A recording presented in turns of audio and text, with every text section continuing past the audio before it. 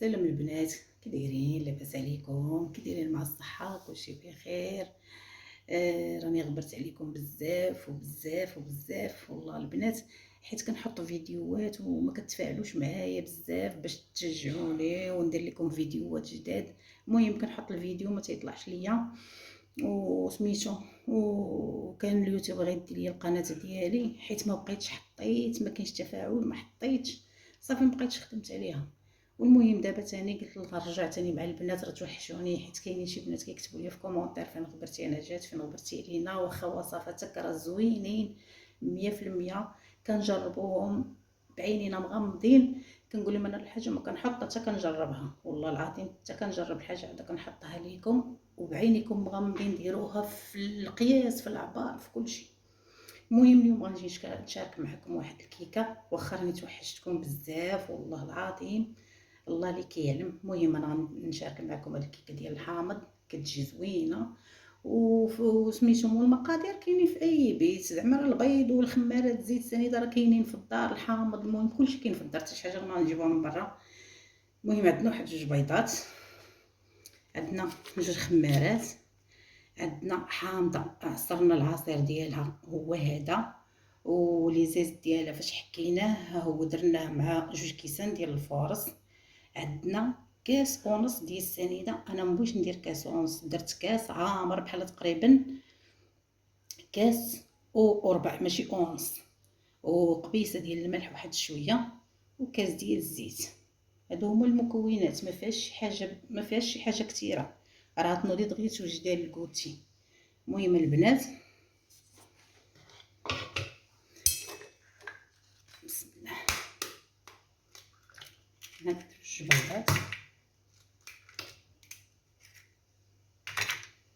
نديرو السنيده وراه معاها قبيصه الملح البنات، راه قلت لكم قبيصه تاع الملح.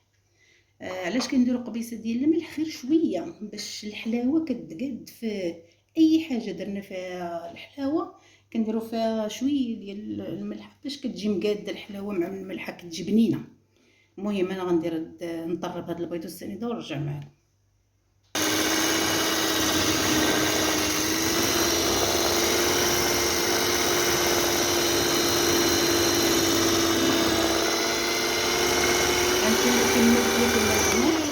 كيما ما تبقاو تطربوا فيه تيولي بحال هكا، تيولي عندنا راه هو بيضه، هانتوما كتشوفوا.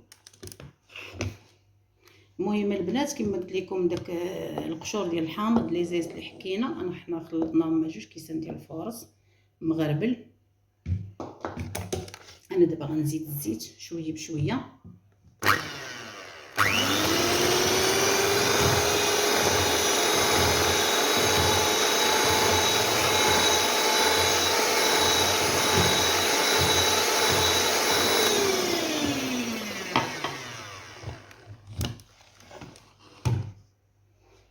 كما قلت لكم البنات دابا جوج كيسان ديال الفورص مع دوك القشور ديال الحامض غنخلطوهم مزيان،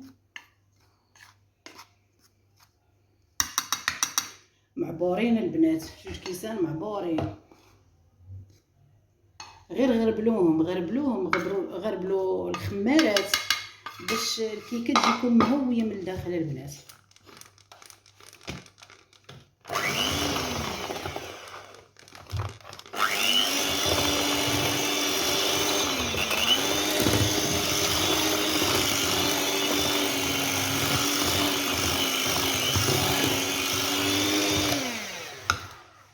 نديرو الخمارات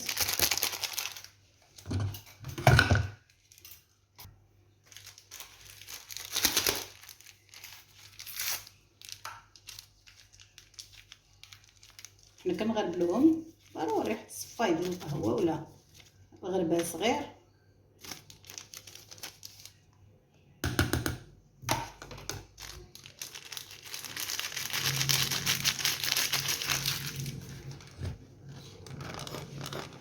هي العجينه راه كتجي ديك الخليط راه كيجي ثقيل البنات.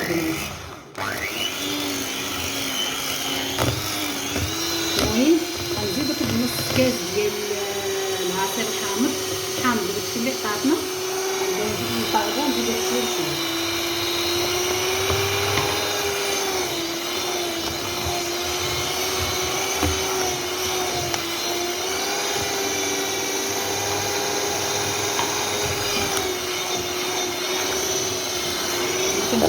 الحامض البنات راه كتطلق، ملي كنزيدو الحامض راه كتطلق. المره الاولى راه كتولي ثقيله، عاد كتزيدو عليها الحامض كتبداو تطربوا فيها كترخى. المهم انا نطربها مزيان ونطلقها معكم. المهم البنات انا جبت المول العجين، باقا ما شريتش من هاد المولات الجداد. المهم غندير هذا، ندهنو بشويه ديال الزبده. علاش دهنتو بالزبده؟ حيت باش ما يلصقش ليا. هما اللي عندهم المولات ديال الكرانيت غنديرو غير سميتو، غنديرو غير القشور ديال الحامض والسنيده البنات.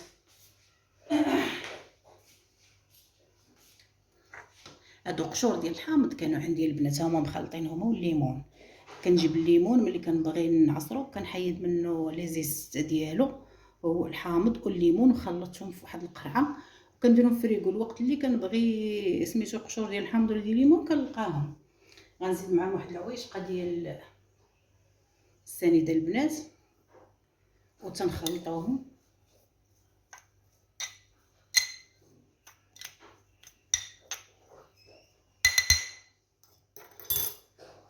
وتنديروهم في المول. انا علاش درت الزبده؟ باش ما تلصقش ليا الكيكه البنات.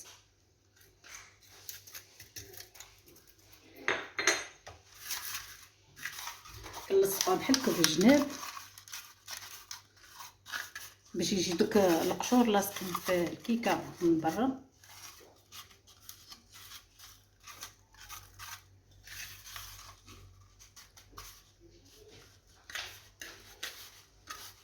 صافي بحال هكا نلصقوهم هنايا.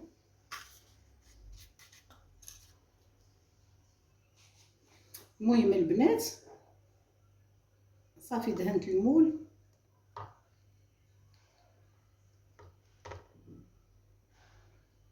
هذا هو اللي كيقول لك جديد له جدو البالي لا تفرط فيه. شحال هذه ما بقينا خدمنا به، ولكن اليوم انا قلت مع جاتني الكيكه ديال الحامض ولا ديال الليمون كتعجبني في هذا المول المثقوب، والله كتجي زوينه.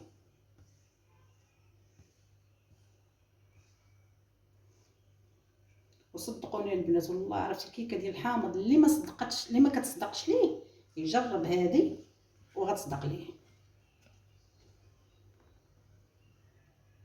وانا عزازين ليا الكيكات ديال الحامض وديال الليمون. خليني من هاد الكيكات الجداد واخا حتى هما زوينين، ولكن الاصاله كتبقى اصاله. عزازه ليا ديال الليمون ولا ديال الحامض كتجي خطيره. نكهه الليمون، القشور ديال الليمون كتجي واعره وكتجي اصلا ساهله، ما فيهاش شي مقادير كثير.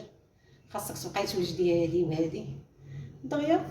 كتجي تعمري قهيوه ولا كويس ديال اتاي حتى كطيب. المهم البنات ها الكيكه ديالنا هي هذه.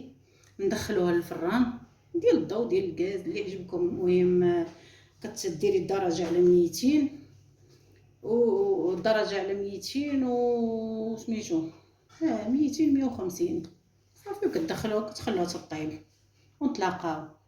المهم البنات الكيكه ديال الحامض ديالنا هي وجدات. شوفوا كيفاش كتجي البنات، شوفوا اللون، شوفوا التفشفيشه كي دايره. داك سميتو القرمشه ديال الحامض والسنيده اللي درت ليها من هنا. شوفوا كيفاش جات. غير هاد المول ما عطاش للكيكه الحق ديالها. المهم بغيتو ديروها في المول الاخر داك اللي كيكون محفر، تديروا الصوص ديال الحامض كريمه وكتخووا عليها من الفوق. وتا هذه نيت لابد ديروا لها الكريمه ديال الحامض معروفه، راه كدار بالعصير ديال الحامض وسكر كلاصي وكديريها فوق منها كتجي زوينه. انا بغيت نديرها على طبيعتها هكا، ما ندير لها حتى شي حاجه. كيكه ديالتنا ديال زمان هي هذه اللي كانوا كيديروا مواتنا وداكشي، هي هذه. المهم دابا راني شاركتها معكم. شوفوا كي جات على مزيناتها كتشهي. شوف اللي كتوحم تسمح ليا، كانت قريبه ليا تجي مرحبا بها والله تنعطى عليها. المهم البنات ها نتوما غتشوفوا غنشاركها معكم. والله حتى باقا سخونه وغادا نحلها. عرفتي واحد لها شاشه ما نقولش لكم البنات كيفاش جات هشيشه. شوفوا كيفاش دايره. شوف داك القشور ديال الحامض اللي درنا، شوفوا كيفاش كتبومبي. ها نتوما خفيفه بزاف البنات. ها نتوما كيفاش دايره.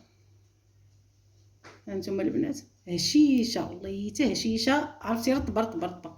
المهم البنات راه باقا سخونه، كيفاش بغيت نحلها، كيفاش نوريكم كيفاش جات من الداخل، ونتمنىكم تجربوها وبصحه والراحه. ولكن البنات ما تنساونيش ملي لايك وسميتو والبارطاج، الله يحفظكم، باش القناه تزيد لقدام. علاش؟ حيت خصني ندفع المراجعه، حيت القناه كانوا غيديوها ليا. ونتمنىكم تكونوا بخير على خير، وما تنساونيش وانا غنشوف هاد الكيكه واش غدير شي بارطاج، غدير شي ابوني، اعلى ابوني غنلقاكم دايرينها ليا باش نعطيكم الجديد. وبالصحه والراحه، نتمنىكم تجربوه.